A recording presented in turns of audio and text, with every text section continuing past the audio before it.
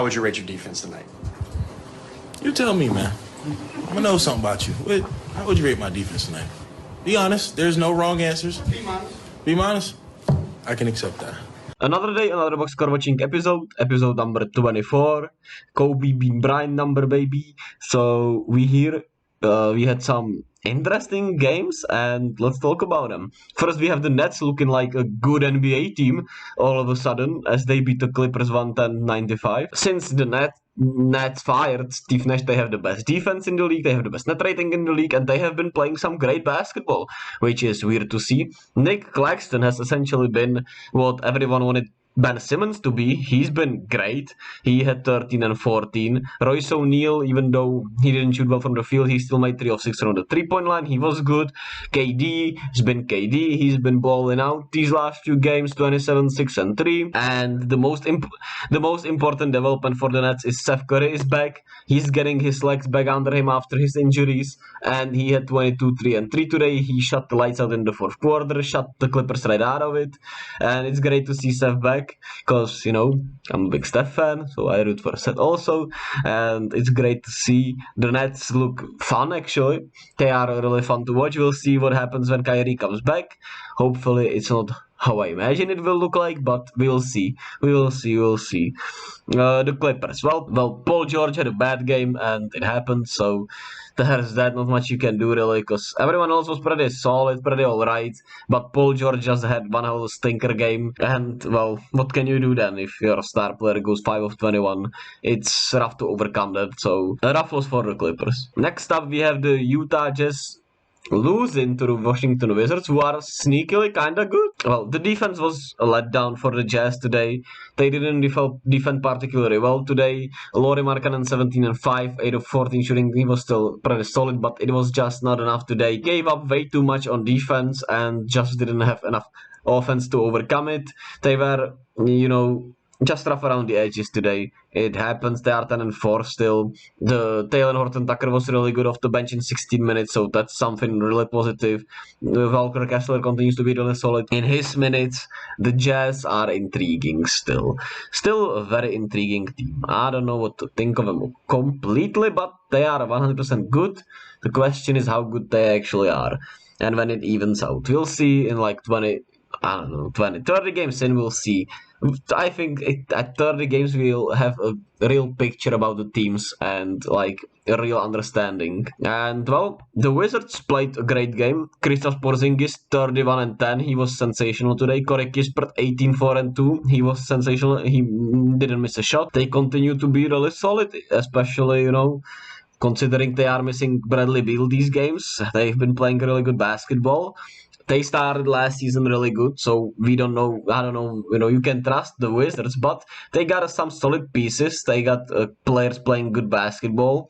The question is, can Bradley Beal be a superstar, to lead them to be something greater, or will they just fall off completely again, just like last year? JAYSON Tatum continues his sensational start to the season, as he has been one of the best players in the league, no doubt about it. Top 5 player in the league to me this year, and he won the Celtics game against the Pistons without Jaylen Brown. Celtics keep playing some really solid offensive basketball. The defense has been kind of worse so far this season, but they're still really good, obviously, defensively. Marcus Smart had his best game of the season considering the circumstances. JAYSON Tatum, like I said, 50% from the field, 50% from the 3-point line, 43 points, 10 rebounds, 3 assists, 1 steal, 1 block. Sensational game from him. Grant Williams 19 and 10. He's been sensational also, and he played 45 minutes, which is crazy. And Peyton Pritchard was also really good off the bench, so good win for the Celtics. As well, the Pistons are missing Kate Cunningham, as he has a hurt chin, I think. He's out for at least next 4 games. Maybe 3 if I'm not counting that, I'm not sure. But today they played a solid game. Jaden Ivey had his best game of his young career. He hit 26, 4 and 3. He was really good today. He had some really good possessions. Bojan Bogdanovic continues to be sensational, but they're not ready to be a playing team yet, as I hoped they would be. We'll see if, maybe Bagley gets more into shape as he played today, and Kate is healthy. Maybe they could sneakily get better and better, but So far, it's been, not what I wanted from him, but I mean, at the same time, is it a bad thing as they could get, Victor Wembanyama to it, and the draft not only has Victor Wembanyama, obviously Scoot Henderson, but Scoot wouldn't fit here, but there are, from what I've heard, there are at least like 8 to 10 really good, players in the draft, and you could draft somebody in there, so it's intriguing. It's very intriguing for the Pistons. We'll see. We'll see. Next up, we have the Frisky Pacers once again, winning against the Raptors this time as they are 6-6 on the season. And well, for the Raptors, Scotty Barnes has been, he was so great, and then when Freddie came back once again, he's been struggling, and he was 8, 9, and 5 today. He was bad. Gary Trent has been also struggling. He was horrible today, and just a bad game for the Raptors as the starters couldn't keep up with Indy. The bench, didn't outplay completely the Indy's bench, and OG Anunoby continues to be great, but I mean, today it didn't matter. The Frisky Pacers, they get some cool shooters, they got some great young pieces, and they keep balling out as Tyrese Haliburton didn't shoot well today, but he made the clutch three-pointer. He was plus 26, he was 8, 6, and 15 assists. As he just is a double-double machine. Miles Turner had 19 and 10. He's been great since he came back. Jalen Smith continues to be solid. 15 to 16 points with about 5 rebounds a game, which is a good stuff for a player who plays like 26 minutes per game. Buddy Hield continues to shoot the lights out as we know him. Benedict Mathurin continues to be one of the leading candidates for Rookie of the Year with Paolo Banchero. I don't think there's any doubt about it that he's second right now, I suppose. 15, 8, and 3 of the bench, 30 minutes. He's been such a revelation for him. Isaiah Jackson has been also really good for him. They just got a lot of fun young players, man. I don't know. A lot of people are still kinda like, hating on the Pacers but I think they are fun to watch, and they got a lot of cool pieces. We'll see, if this is actually a good thing for them that they keep being good, or do they need, to kind of tone it down. And I'm really excited about the future for this team. Also, shout out Andrew Nemhard, who's been really great for him. Then we have the Hawks losing against the 76ers. As well, this game was all about Joel Embiid, as Atlanta couldn't finish a lot of, not easy, but a lot of things they would finish against, other centers. Embiid altered a lot of shots for Atlanta today, and he was sensational, but, well, I mean, Atlanta also wasn't really good, so Clint Capella was solid. And, for what he could have done in his minutes. The bench was solid, what they could have done in their minutes. And the game, was over, it felt like. Then the Hawks got back into it. They had a lot of chances to get back completely into it, but then it got also away. It was basically the same game as we watched 2 days ago when the Sixers played in Atlanta, and Atlanta won.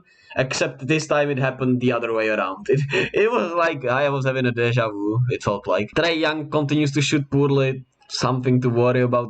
It is maybe right now. John Collins continues to suck and do nothing for my fantasy, which is troublesome. And my boy Vít Krejci is not playing, so sad moments. And well, the Sixers, Tyrese Maxey, Joel Embiid, and Tobias Harris played great games. And Joel Embiid was sensational. He was 13 of 16 from the free throw line. It's not fun to watch on offense, but it's great to watch on defense. He was 42, 10, and 6. Tyrese Maxey 26 and 9. Tobias Harris 21, 6 and 2 with 2 steals. Great stuff from everyone on the Sixers. Maybe the bench could have been a little better, but they played a solid ball game as they, are getting around 500. Next we have the Hornets losing against the Heat as LaMelo returned. And LaMelo in his return to, to basketball, he was 6 of 17, 1 of 9 from the 3-point line, 15, 6 and 6. He's getting back into shape. We are not going to kill him over that, obviously. Terry Rozier continues to shoot the ball as much as he wants to. Kelly Oubre continues to shoot the ball as much as he wants to. And the Hornets are not fun to talk about. Shout out Nick Richards. As for the Heat, Max Strus continues to be one of the best, six-man, or however you want to call him, players in the league, as he had 31 points, Gabe Vincent had 20 points, Jimmy Butler 27 and 8 on 75% shooting. Just a great game for everyone. They feasted on offense, they did enough on defense, they got a feel-good win for them, where everyone was pretty solid, except for Duncan Robinson didn't shoot well, but let's just ignore him right now. and Kyle Lowry almost had a triple-double, so good feel-good win for them. Then we have Luka Magic, 42-point triple-double as they beat the Blazers 117-112. And this was a really tight game. Jeremy Grant was sensational. He had 37, 6 and 2. He's been great for them.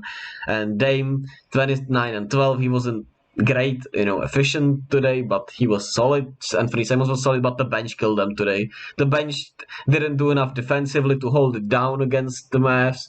And, well, they didn't have enough juice today as they were on a long road trip. And, well, Luka was Luka. And, I mean, they've had few tough losses in the Mavericks, so they needed a win. And Luka delivered as he had 42, 13 and 10. But, man, is it still ugly? Is it still ugly to watch this team? I don't know what to think of the Mavericks. They are just... We all know what they're going to do. Luka's going to dribble the ball 50 times. He's going to get, he's gonna create something, either, it's wide open threes. I mean, I don't know. The team is weird to me. Spencer Dinwiddie made the clutch 3-pointers today, and he was the hero. Good for him. Another, good things for him is Tim Hardaway Jr. getting, back into shape. That's great. And Maxi Kleber, I don't know. Well, JaVale McGee's contract seems already one of the worst contracts given in the league, but we'll see if he turns it around. I don't know. And the last game of the day, we had the Pels finally doing what they had to do as they beat the Rockets. But it wasn't pretty, and it for sure was a little rougher than it had to be, as Jalen Green was sensational offensively, 33 points. Jabari Smith had 15 rebounds. He was better today. And, I mean, he's a work in progress. We'll give him time. And we'll not label him anything. The Rockets are what they are. Jalen is finally getting, doing what I thought he would do instantly to start the season. Maybe he just needs time to get into, I don't know, the real mode for him. As, last year he was also starting a little slower. So Jalen Green finally putting together a couple of good games in a row. So that's good for the Rockets fans. They're leading the race for Wembanyama as they fight the Lakers relentlessly. And not much to say there, but the Pels, they were great today, the starters. But, well, CJ McCollum continues to struggle shooting-wise. He's, been bad for the last 5 games, which is something to worry about a little bit maybe. And, well, I mean, not to worry about completely, but it's not good to see. Trey Murphy and Najee Marshall were horrible today, but Jose Alvarado finally put together a great game. Larry Nance put together a great game off the bench, and that's what they needed. Zion finally had a great game and win. 26 points, 4 rebounds, 6 assists, but they almost blew the game as they were up by 20, and it just all came apart. They lost the lead, the Rockets got to the lead, and it was a tight game. It didn't, it wasn't a blowout as the score suggests, so the Pels are a weird bunch right now. They're in a little bit of a maybe identity crisis, I would say, because I don't feel like they really know what they want to do, but they think they are, really great already.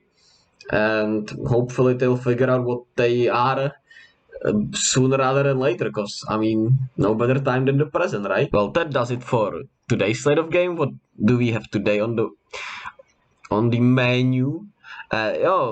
Clippers. Thunder Knicks is early, and could be fine, I guess. Cavs need to snap their losing streaks. Wolves need to snap their losing streaks. I'm not betting against Cleveland in this game, obviously. So the Wolves are in huge trouble. Grizzlies Wizards could be fun. Jazz Sixers, Nuggets Bulls, Warriors King, Nets. There are a lot of great games. Can't wait to watch them. I'll be here to cover them all. And we'll see you all tomorrow. Will? Huh?